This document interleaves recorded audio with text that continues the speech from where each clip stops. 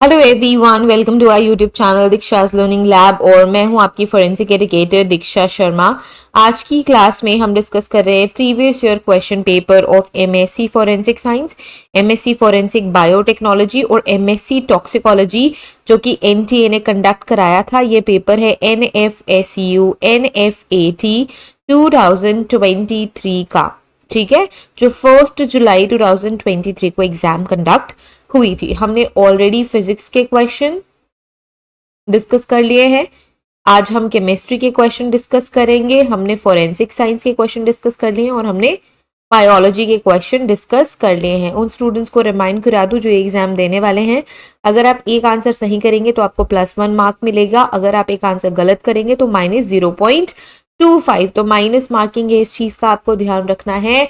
And total कितने MCQs आएंगे? 100 MCQs आएंगे, 25 क्वेश्चंस फ्रॉम ईच एरिया, ठीक है। तो हमने ये तीनों एरिया के 25 क्वेश्चंस डिस्कस कर लिए हैं। अगर आप प्रिपरेशन कर रहे हैं एनएफएसयू एनएफएटी 2024 की MSc forensic science, MSc biotechnology और एमएससी टॉक्सिकोलॉजी के लिए, तो आप हमारी क्लासेस ज्वाइन कर सकते हैं। क्लास की जो लिंक है आपको डिस्क्रिप्शन में मिल जाएगी।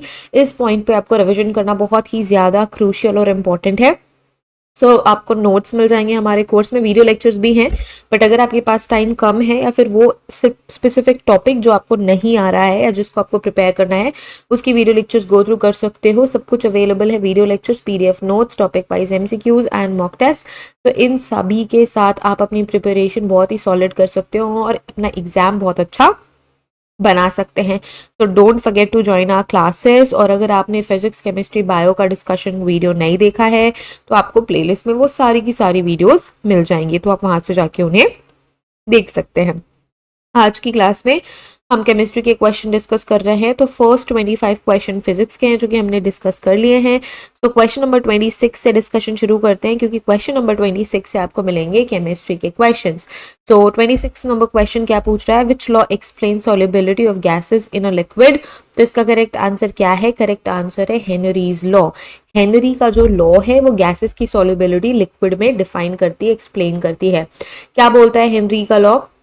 Henry's law says that a constant temperature, the amount in a constant temperature or at a constant temperature, the amount of gas that dissolves in a liquid is directly proportional to the partial pressure of the gas that is above to the liquid। ठीक है, ये इसका statement है। ठीक है, कि constant temperature में जो अमाउंट ऑफ गैस डिसॉल्व है वो लिक्विड के डायरेक्टली प्रोपोर्शनल होती है। लिक्विड के अबव जितनी भी गैस है वो उस पर उतना ही प्रेशर डालती है। नेक्स्ट क्वेश्चन पे मूव करेंगे, क्वेश्चन नंबर 27। क्वेश्चन नंबर 27 आपको क्या पूछ रहा है? Which of the following conditions are correct for the spontaneity of the cell reaction? Cell reaction के स्पॉन्टेनियस रिएक्शन का करेक्ट आंसर क्या है? Option 4 is the correct answer. ये डायरेक्ट आपके फॉर्मूला बेस्ड क्वेश्चन है, थ्योरी बेस्ड क्वेश्चन है। For a spontaneous reaction in an electrochemical cell, जो Gibbs की फ्री एनर्जी है that is delta G, it must be negative, और जो cell का पोटेंशियल है it must be positive। Let's move to the next question, question number 28। question number 28 आपसे क्या पूछ रहा है? The rate constant is given by the equation, जो equation दिया है वो, which factor should register a decrease for a reaction to proceed more rapidly? तो कौन सा फैक्टर भाई? ऑप्शन करेक्ट है इसका E।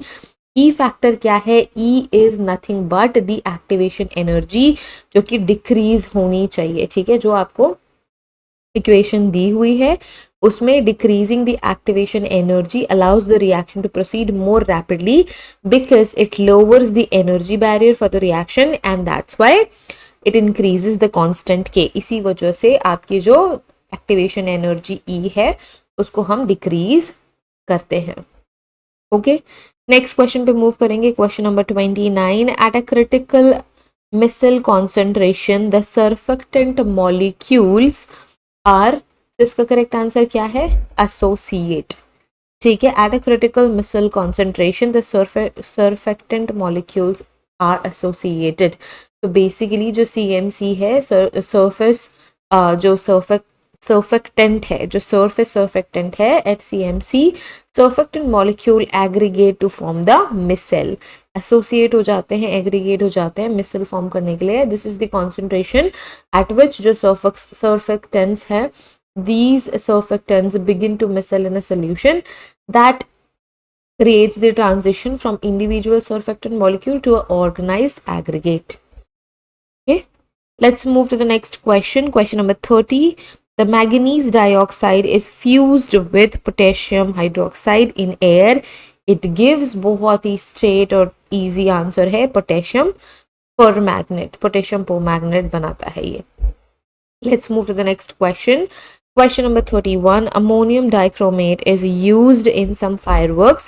The green colored powder blown in the air is, तो जो green color powder होता है वो होता है आपका chromium oxide. Option number 2. Chromium oxide is the correct answer. When ammonium dichromate is used in the fireworks, it decomposes to produce green colored powder, that is chromium oxide. ठीक है. Let's move to the next question. Question number 32. Alcoholic solution of potassium hydroxide is a specific reagent for. किसके लिए specific reagent है? ये dehydrohalogenation के लिए specific reagent है. Now in this reaction जो alkyl halide है वो lose करता है एक hydrogen atom, और जो halogen atom है वो किसके साथ formation करता है? alkene के साथ formation करता है, and that's why option 3 is the correct option. Let's move to the next question. Question number 33. Question number 33 आपसे क्या पूछ रहा है? Which of the following is more suitable method for removing the traces of water from ethanol? Ethanol से आप किस तरीके से water remove करते हैं? तो heating with sodium metal. जब आप sodium metal के साथ heat करोगे तो आप क्या कर सकते हो? आप ethanol से water remove कर सकते हो. ओके, अब जो सोडियम मेटल है वो किसके साथ रिएक्ट करता है? वाटर के साथ रिएक्ट करता है और सोडियम हाइड्रोक्साइड और हाइड्रोजन गैस क्रिएट करता है. इसी वजह से ये इथेनॉल से वाटर को रिमूव करने के कैपेबल होता है. Next question, question number 34. Which of the following reaction is a method for the conservation of ketone into a hydrocarbon? तो इसका नाम क्या है? वुल्फ-काइशनर रिएक्शन. सो ये करेक्ट आंसर है. ये जो रिएक्शन होती है एक तरीके की केमिकल रिएक्शन होती है जो किसे कन्वर्ट करती है? जो कार्बोनिल ग्रुप जो कीटोन्स में प्रेजेंट होता है उसको मिथाइलिन ग्रुप में कन्वर्ट करती है. Now this reaction effectively removes the oxygen atom from the carbonyl group that result into the formation of a hydrocarbon. Okay, let's move to the next question. Question number 35. Ethyl isocyanide or acidic hydrolysis generates, क्या generate करती है? methylamine salt and ethanoic acid. ये क्या create करती है? methylamine salt और ethanoic acid create करती है. जो hydrolysis होता है ethyl isocyanate का, किस condition में? under acidic condition that result into formation of methylamine salt and ethanoic acid. Let's move to the next question. Question number 36. Synthetic polymer prepared by using ethylene glycol and answer क्या है? Tetraylene is the correct answer. Now tetraylene is a type of polyester that is commonly known as polythene terephthalate. ठीक है, PET इसे हम कहते हैं. क्या कहते हैं? PET. PET का मतलब क्या हो गया? Polythene terephthalate, which is widely used as a product in fibers and clothing by creating different products including bottles for packaging as well. ठीक है, एक तरीके का प्लास्टिक है जो कि फाइबर्स, क्लोथिंग फाइबर्स भी बनाती है और बॉटल्स और पैकिंग सब्सटेंसेस के लिए भी यूज करी जाती है. Next question, question number 37. Which of the following is a heterocyclic compound? Heterocyclic compound कौन सा है? थियोफीन इज द हेट्रोसाइक्लिक कंपाउंड. ये 5 मेंबर्ड रिंग होती है. 5 मेंबर्ड रिंग होती है with 4 carbon atom and 1 sulfur atom that makes it a heterocyclic compound. The next question, question number 38. Question number 38 आपसे क्या पूछ रहा है? Which of the following is a characteristic of an aromatic compound? Aromatic compound का characteristic क्या होता है? ये सारे के सारे characteristic एरोमेटिक कंपाउंड के ही होते हैं, क्योंकि ये साइक्लिक होते हैं, दे आर प्लानर। इसका मतलब क्या है, atom in the ring line is in the same plane. इसके अलावा 4n+2 पाई इलेक्ट्रॉन्स का इनमें अरेंजमेंट होता है, इसी वजह से ये सारे के सारे कैरेक्टरिस्टिक फीचर्स एक एरोमेटिक कंपाउंड के हैं। Let's move to the next question, question number 39, which of the following is not an electrophile. तो कौन सा करेक्ट आंसर है जो इलेक्ट्रोफाइल नहीं है? तो इसका करेक्ट आंसर है H2O, water is not an electrophile substance. Let's move to the next question, question number 40. Which among the following lanthanide shows stable +4 oxidation state in aqueous solution? तो इसका correct answer क्या है? CE. CE is the correct answer. So among lanthanides, cerium, CE are the basically stable +4 oxidation state वाला substance. Okay. Hello, हाँ घर में ही है mummy जी।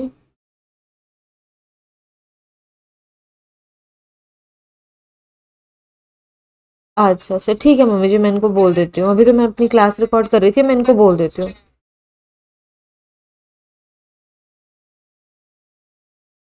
हाँ हाँ हाँ ठीक है mummy.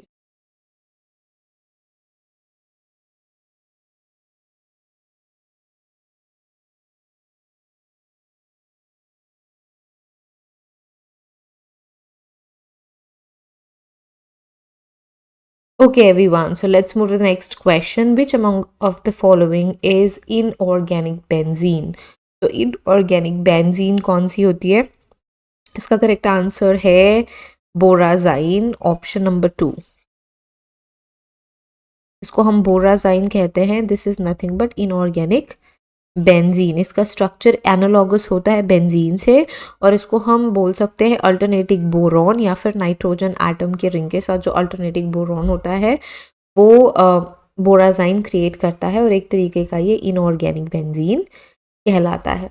Let's move to the next question, question number 42। Carbon carbon, ये आपको दिया हुआ formula, carbon carbon bonding lengthening occurs due to pi back bonding. इसका करेक्ट आंसर क्या है? Pi back bonding. जो ट्रांजिशन मेटल होते हैं, जो ट्रांजिशन मेटल कॉम्प्लेक्सेस होते हैं, जैसा कि आपको क्वेश्चन में दिया गया है, this can donate electron density into the pi anti bonding orbitals. और जो एल्कीन होती है वो क्या होती है? वो वीक कर देती है कार्बन कार्बन पाई बॉन्ड को, जिसकी वजह से क्या हो जाती है? बॉन्ड की लेंथनिंग हो जाती है, और इसे हम क्या कहते हैं? इस फिनोमेना को हम कहते हैं पाई बैक बॉन्डिंग। ठीक है, let's move to the next question, question number 43। Question number 43 आपसे क्या कह रहा है? Which of the following statement is not correct about Lambert's Beer law. So Lambert's और बियर लॉ के अकॉर्डिंग कौन सा ऑप्शन करेक्ट नहीं है? So option 3 is the correct, that absorbency is inversely proportional to the thickness of absorbing solution. ठीक है, सो Lambert beer law एक बार go through कर लेना। इसका ये क्या कहता है? जो कि अमाउंट ऑफ अब्जॉर्प्शन है, चाहे वो वेवलेंथ किसी भी वेवलेंथ का हो, वो पाथ लेंथ पे और कॉन्सेंट्रेशन पे डिपेंड करता है। Let's move to the next question, question number 44। Which of the following is not a correct match. So correct match क्या नहीं है? कैलामाइन और ऑक्साइड ओर। कैलामाइन और oxide ore is not a perfect match. Calamine is actually a carbonate ore, not an oxide ore, इसी वजह से ये perfect match नहीं है। Next question, question number 45. Enantiomers differs in melting point, boiling point, density, or action towards plane polarized light. So action towards plane polarized light is the correct answer. Next question, question number 46. Which among the following is an extensive property? So density एक extensive property है as compared to temperature, enthalpy या फिर specific value. Let's move to the next question, question number 47. Acid rain is caused by the oxides of sulfur and nitrogen. ये तो environment से related question भी है। जो acid rain है वो किसकी वजह से हो रहा है? सल्फर और नाइट्रोजन की वजह से हो रहा है। Different concentration of sulphur and nitrogen क्या करते हैं? एसिड रेन कॉज करने का काम करते हैं, which reacts with the water vapour in the atmosphere to form sulphuric acid और नाइट्रिक एसिड। ठीक है, next question, question number 48. Isotopes differ in तो इन नंबर ऑफ न्यूट्रॉन्स में आइसोटोप्स डिफर करते हैं. Next question number 49. Which among the following polycyclic aromatic hydrocarbon is most abundant in coal tar. Coal tar में सबसे ज्यादा अबंडेंट क्या होता है? So naphthalene is the most abundant polycyclic aromatic hydrocarbon. Last and final question of chemistry, question number 50. Identify the component that can be separated by steam distillation process. तो steam distillation process से alcohol water mixture को आप क्या कर सकते हो? Separate कर सकते हो. ओके तो बाकी जो और डिफरेंट ऑप्शन है उसको आप स्टीम डिस्टिलेशन से नहीं करते हो, आप उसको फ्रैक्शनल डिस्टिलेशन से ही अलग कर सकते हो. लेकिन अल्कोहल और वाटर का मिक्सचर ऐसा है जिसको आप स्टीम डिस्टिलेशन से डिफरेंशिएट, स्टीम डिस्टिलेशन से क्या कर सकते हो? डिफरेंशिएट कर सकते हो, सेपरेट कर सकते हो और आइडेंटिफाई कर सकते हो. So we are done with all the questions everyone. सारे के सारे क्वेश्चंस हमने डिस्कस कर लिए हैं. ये आपको हाईलाइटेड पीडीएफ मिल जाएगी हमारे टेलीग्राम चैनल पे और हमारे कोर्स में भी. अगर आपने अभी तक हमारा कोर्स ज्वाइन नहीं किया, अभी ह्यूज डिस्काउंट अवेलेबल है उन सारे के सारे स्टूडेंट्स के लिए जो लास्ट मोमेंट प्रिपरेशन करना चाहते हैं, यूनिट वाइज MCQs देना चाहते हैं, मॉक टेस्ट देना चाहते हैं. सो बिल्कुल भी आपको टाइम वेस्ट किए बिना हमारा कोर्स ज्वाइन कर लेना है. लास्ट मोमेंट पे से अच्छी प्रिपरेशन आप. So all the links are in the description everyone. अगर आपको हमसे बात करनी है तो you can get in touch with us through WhatsApp. WhatsApp support number आपको description में मिल जाएगा. Thank you so much everyone for watching this video. Have a great day ahead. Take care of yourselves and see you guys in the next video with another important video. Till then, take care. Bye bye.